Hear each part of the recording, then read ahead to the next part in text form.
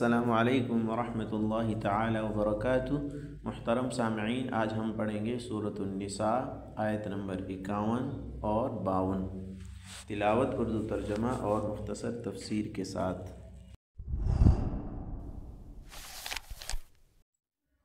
اعوذ باللہ من الشیطان الرجیم،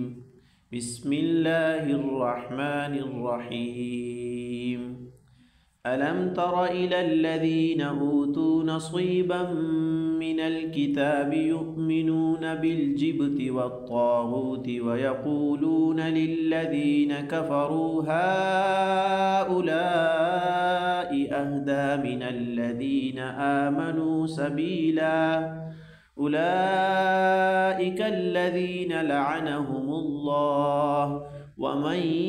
يلعن الله فلن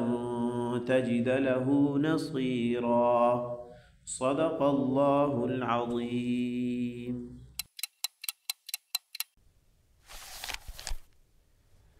ابھی لفظی ترجمہ سماعت فرما لیں۔ کیا لم ترى آپ نے نہیں دیکھا الی الذین ان لوگوں کی طرف اوتو جن کو دیا گیا نصیباً حصہ من الکتابی کتاب میں سے، یؤمنون وہ ایمان لاتے ہیں بالجبتی بتوں پر، والطاغوت اور شیطان پر، ویقولون اور وہ کہتے ہیں للذین ان لوگوں سے کفروا جنہوں نے کفر کیا، ہؤلاء یہ لوگ اہدی زیادہ ہدایت والے ہیں، من الذین ان لوگوں سے، آمنو جو ایمان لا چکے، سبیلا راستے کے اعتبار سے، اولئک یہی لوگ ہیں، الذین جو لعنت کی ہے، ہم ان پر، اللہ تعالیٰ نے، ومن اور جس شخص پر یلعن لعنت کرے اللہ تعالیٰ، تو لن تجد آپ ہرگز نہیں پائیں گے لہو اس کے لیے نصیراً کوئی مدد کرنے والا۔ بامحاورہ ترجمہ یوں ہوگا، جن لوگوں کو کتاب یعنی تورات کے علم میں سے ایک حصہ دیا گیا تھا، کیا تم نے ان کو نہیں دیکھا کہ وہ کس طرح بتوں اور شیطان کی تصدیق کر رہے ہیں، اور کافروں یعنی بت پرستوں کے بارے میں کہتے ہیں کہ یہ مومنوں سے زیادہ سیدھے راستے پر ہیں، اور وہ لوگ ہیں جن پر اللہ تعالیٰ نے پھٹکار ڈال رکھی ہے، اور جس پر اللہ پھٹکار ڈال دے اس کے لیے تم کوئی مددگار نہیں پاؤ گے۔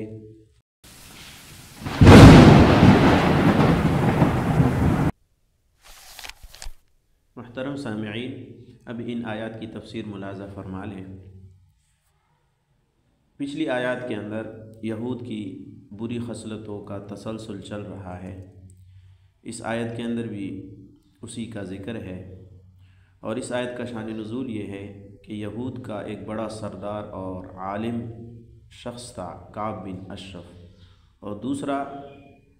ایک اور سردار تھا حیی بن اخطب۔ یہ دونوں مشرکین کے پاس چلے گئے چپکے سے، اور مسلمانوں کے خلاف تعاون کی پیشکش کی۔ تو کفار مکہ کے جو سردار تھے اس وقت ابو سفیان، اس نے کہا کہ اگر تم اپنی اس پیشکش کے اندر سچے ہو تو تم ہماری ان دو بتوں کو سجدہ کرو، تب ہم تمہاری بات کا یقین کریں گے۔ چنانچہ ان دونوں نے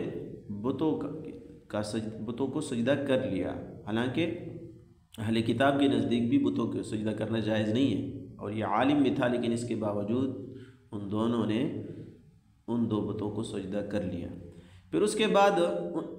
مشرکین نے پوچھا کہ ہمارا دین بہتر ہے یا اسلام بہتر ہے، تو ان دونوں نے جواب دیا کہ تمہارا دین وہ بہتر ہے،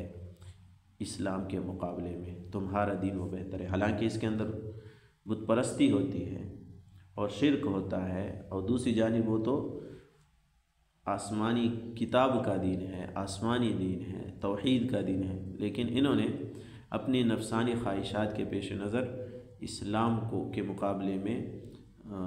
ان کے مشرکین مکہ کے دین کو بہتر کہا۔ چنانچہ اللہ جل شانہ ارشاد فرماتے ہیں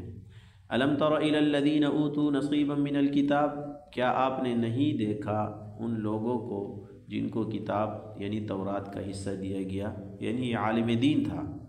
تورات کو جاننے والا تھا، اس کے باوجود ان کو نہیں دیکھا، یعنی تعجب ہے ان لوگوں پر۔ یؤمنون بالجبت والطاغوت، کہ یہ لوگ جبت اور طاغوت دو بتوں پر کی تصدیق کرتے ہیں، ان کے اوپر ایمان لاتے ہیں۔ جبت کہتے ہیں بت کو، اور طاغوت بت کو بھی کہتے ہیں اور شیطان کو بھی کہتے ہیں، چونکہ وہ شیطان کی بھی پوجا کرتے تھے اور ایک طاغوت نام کا بت بھی تھا ان کا، تو اس لیے یہ لوگ ان دونوں پر ایمان لاتے ہیں، چونکہ یہ تصدیق کر رہے تھے کہ انہوں نے کہا کہ تمہارا دین وہ اسلام کے مقابلے میں بہتر ہے، تو ان کے دین کے اندر تو بت پرستی بھی ہے اور شیطان پرستی بھی ہے، تو گویا کہ یہ ان کی تصدیق کر رہے ہیں، تو ان کی تصدیق در حقیقت وہ ان دو بتوں پر ایمان لانا ہے۔ وَيَقُولُونَ لِلَّذِينَ كَفَرُوا، اور یہ دوسری بات کی تفسیر کر رہے ہیں کہ کہہ رہے تھے کافروں سے یہ لوگ، یعنی یہ دو یہودی مشرکین سے کہہ رہے تھے کہ تمہارا دین اہدی من الذین آمنوا سبیلا، تم لوگ ہدایت کے اعتبار سے، راستے کے اعتبار سے ایمان والوں سے بڑھیا ہو، یعنی تمہارا راستہ و تمہارا طریقہ کار اسلام کے مقابلے میں بہتر ہے۔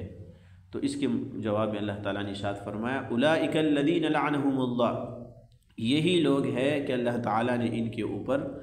لعنت کی ہے، کہ ان کو تورات کا علم بھی تھا اور تورات کے علم کے مطابق بتوں کے سامنے سجدہ کرنا جائز نہیں تھا، لیکن انہوں نے اپنی نفسانی خواہشات کو سامنے رکھ کر بتوں کے سامنے سجدہ کیا، تو کبھی کبھار انسان کو نفسانی خواہشات کفری عمل پر بھی مجبور کر دیتی ہے۔ تو اللہ نے فرمایا کہ ان لوگوں پر اللہ تعالیٰ نے لعنت کی ہے۔ لعنت کا مطلب یہ ہے کہ اللہ تعالیٰ نے اپنی مکمل رحمت سے ان کو دور کر دیا ہے، اور یہ انتہائی ذلت اور رسوائی کے اندر ہوں گے، کہ ان پر دنیا اور آخرت دونوں کے اندر یہ سزا پڑے گی، کہ دنیا میں بھی بعض پر قتل ہوئے، بعض قید ہو گئے اور بعض ذلیل ہوئے، اور آخرت کے اندر بھی یہی لعنت اور ذلت ان کے استقبال میں کھڑی ہے۔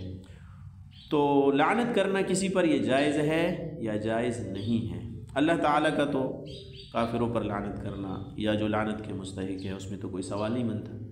ایک مسلمان کسی دوسرے مسلمان کو لعنت کر سکتا ہے، کافر کو لعنت کر سکتا ہے نہیں۔ تو اس کے اندر تفصیل یہ ہے کہ کسی مسلمان کے اوپر لعنت کرنا، اللہ کی پوری رحمت سے اس کو دور کرنے کی بد دعا کرنا، یہ جائز نہیں ہے۔ ہاں، جس آدمی کا کفر پر مرنا یقینی ہو تو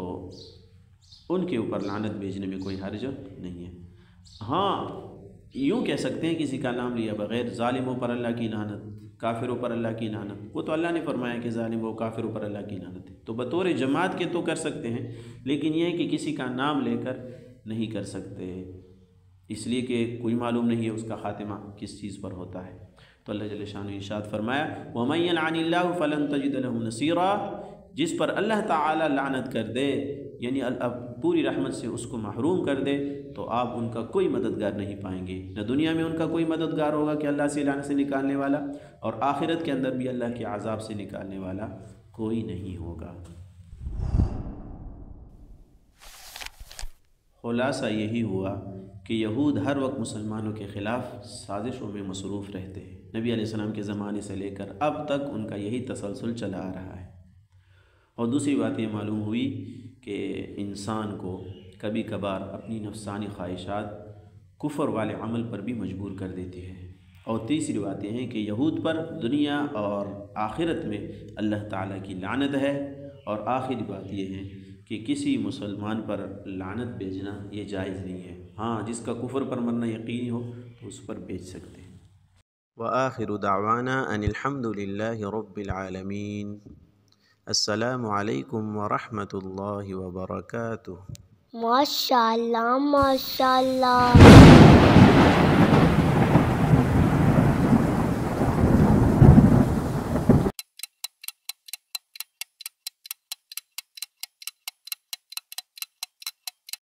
مصطفى مصطفى منبع للصفا سيد الأنبياء مشعل في الوفا كان في عطفه لليتامى دفاع.